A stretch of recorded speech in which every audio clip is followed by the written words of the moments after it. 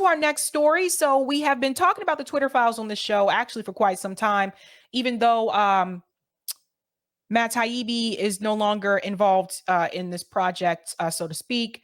The project is still continuing, and Aaron Mate actually is now a part of this project, and he just released some bombshell information that I think all of you are going to want to see. So Aaron Mate said, new Twitter files. The FBI is helping Ukraine censor Twitter users, including journalists. FBI. The FBI aided a Ukrainian intelligence effort to ban Twitter users and collect their data. Twitter declined to censor journalists targeted by Ukraine, including Aaron Mate.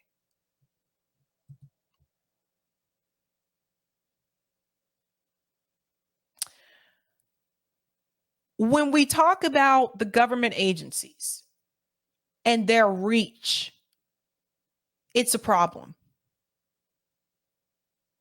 So you have these journalists like Aaron Mate, who is now on the Ukrainian kill list. We've talked about that list before. Roger Waters is on that list. Jimmy Dore is now on that list. It was really random. I'm like, you guys put a musician and a comedian on that list. Anyway, there's children that are on that list. Anya is also on that list from the gray zone. But when you see something like this that says the FBI is helping Ukraine censor Twitter users, including journalists, Twitter declined to censor journalists targeted by Ukraine, including Aaron Mate.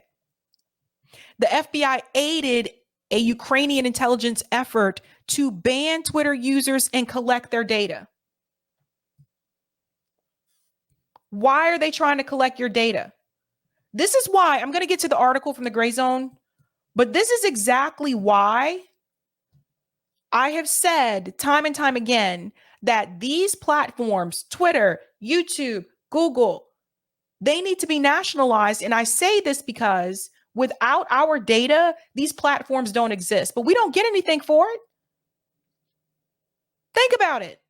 We don't get anything for it. How much is Elon Musk making? How much was Jack, the previous owner of Twitter, making? What did you get? But the FBI can just try to steal our data. Now, the Gray Zone wrote an article about this. And there they are there. Leaks reveal the FBI helps Ukraine censor Twitter users and obtain their info. Here we go. The FBI has aided a Ukrainian intelligence effort to censor social media users and obtain their personal information. Leaked emails are revealing this. March 2022, an FBI special agent sent Twitter a list of accounts on behalf of the Security Service of Ukraine, Ukraine's main intelligence agency. The accounts, the FBI wrote, are suspected by the SBU in spreading fear and disinformation. In an attached memo, the SBU asked Twitter to remove the accounts and hand over their user data. Now, to that point, what are they going to do with that data?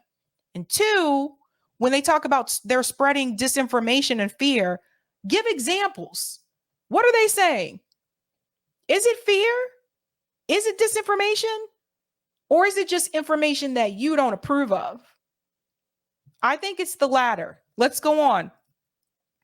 The Ukrainian government's FBI-enabled targets extend to members of the media. The SBU list that the FBI provided to Twitter included my name and Twitter profile. That's Aaron talking about himself.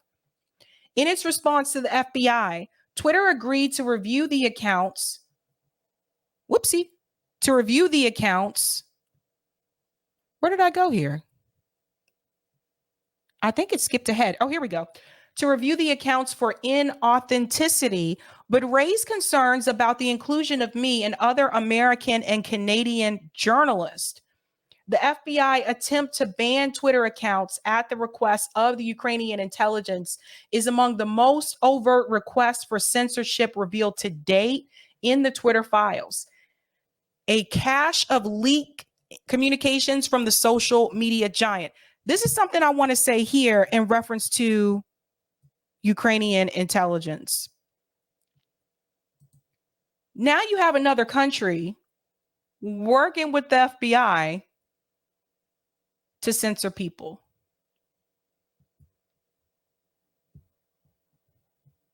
Imagine if we didn't know this information. The FBI's censorship request was relayed in a March 27th, 2022 email from FBI Special Agent Alexander Kobinets, the assistant legal attaché, I think it's attaché, at the U.S. Embassy in Kyiv to 2 Twitter executives.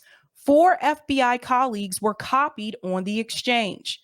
Thank you very much for your time to discuss the assistance to Ukraine. I am including a list of accounts I received over a couple of weeks from the Security Service of Ukraine.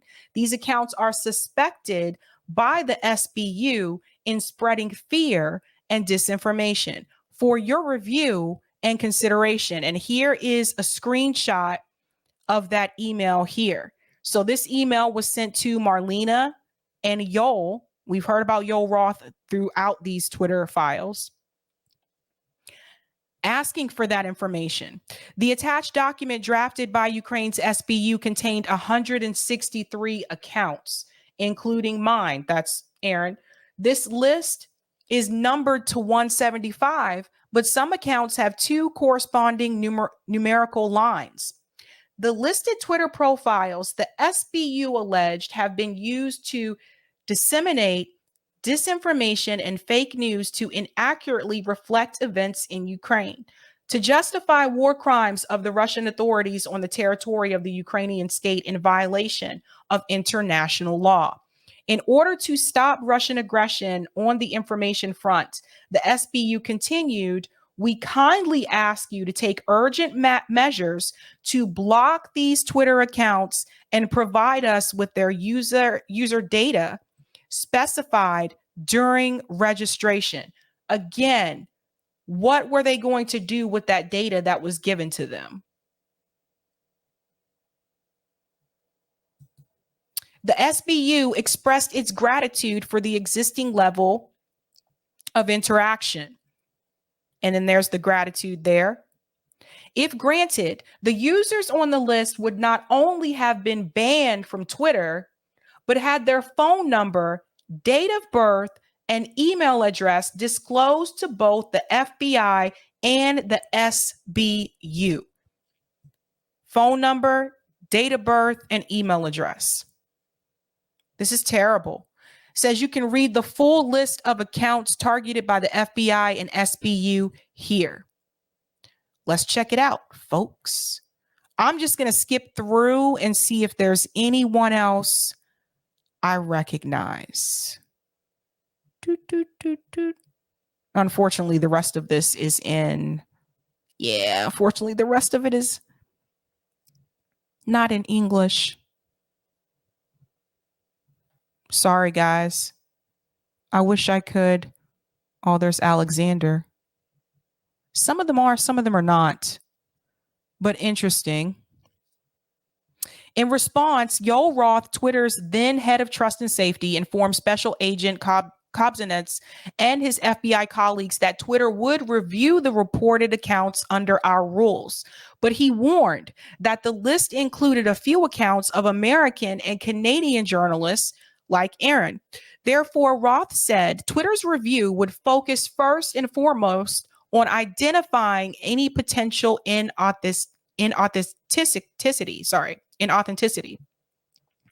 Roth then suggested that he would be open to suspending accounts if it could be proven that they have a hidden tie to a foreign government. Journalists who cover the conflict with a pro-Russian stance are unlikely to be found in violation of our rules, absent other contexts that might establish some type of covert/deceptive association between them and a government. Any additional information or context in those areas is, of course, welcome and appreciated. And so here's the email that explains that there, and you can see there's Aaron's name there. In the reply, Kobzynets did not directly acknowledge Roth's concerns about Ukraine's FBI-abated effort to censor journalists. Understood.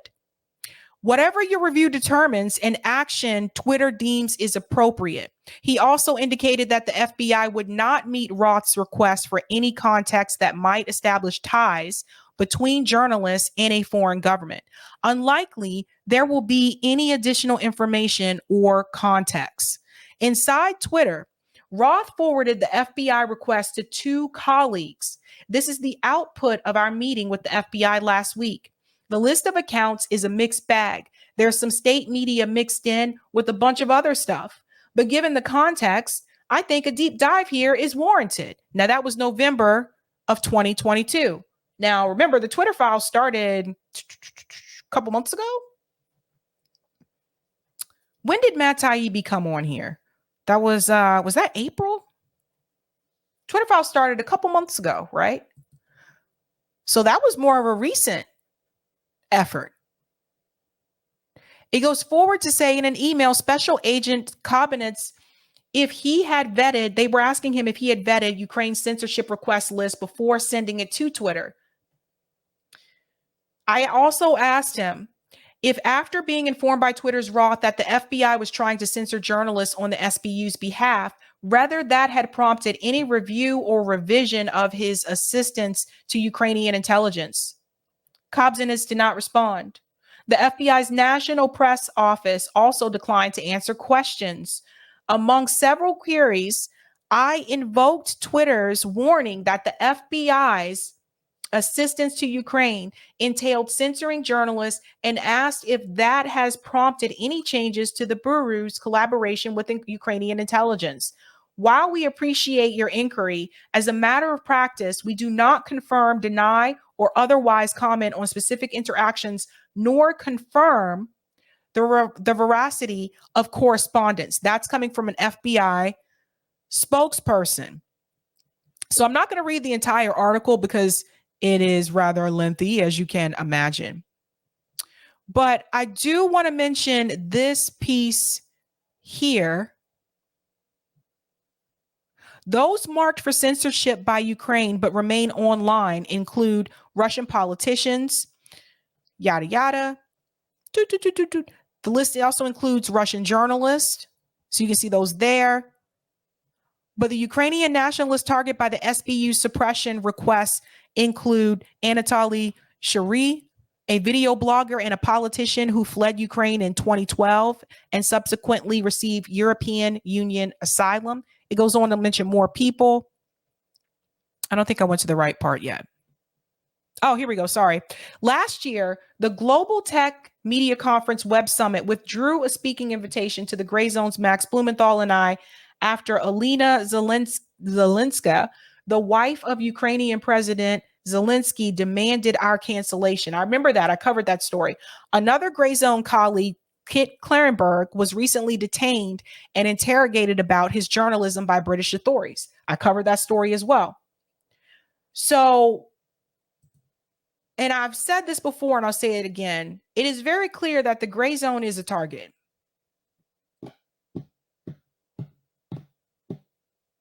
And it's not just the Gray Zone. The point that we need to really think about here is the fact that, number one, yes, there are issues with the FBI. There are also issues with the CIA, which the Twitter files has revealed as well.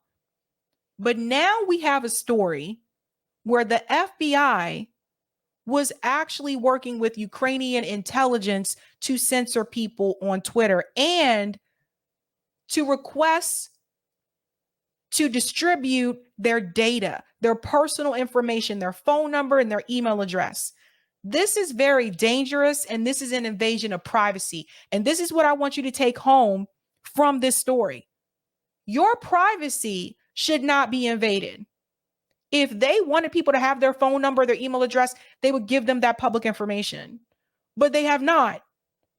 So this is very dangerous. This is how far the FBI is going now. This is how far they'll go. What's next? I mean, I thought it was one thing when I told you the story about the Hunter Biden laptop, how they wanted to cover that up. I thought that was a big doozy. But this, we are not safe on these social media platforms. We're not safe. We're not protected, I should say. We are not protected on these platforms. And that's very scary and it's very concerning. There's no way. No way. And what's really interesting to me, and I saw the email from Matt Taibbi's newsletter earlier today. Matt Taibbi pointed this out in his newsletter today. Mainstream media isn't even touching this. Not even talking about it.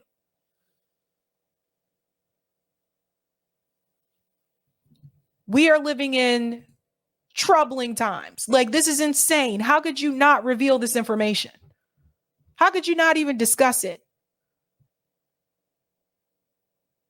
The fact that you have the FBI is now working with a country which is fighting in a war, a proxy war, to censor journalists. Do you guys see it's all now connected? All of it. You can't spread the information if you cut off the journalists who are covering the information. If you cut off the journalists that are covering the information and reporting these stories, then the stories aren't on social media for you to retweet and share with your friends. So the information doesn't get out to the people. And that's what this is all about. This is a more extreme form of censorship. It's a hot mess. Very hot mess. But interesting story. I'm sure there'll be more Twitter files coming forward. But I still want to see, and I stand by it, I still want to see the Facebook files and I want to see the YouTube files.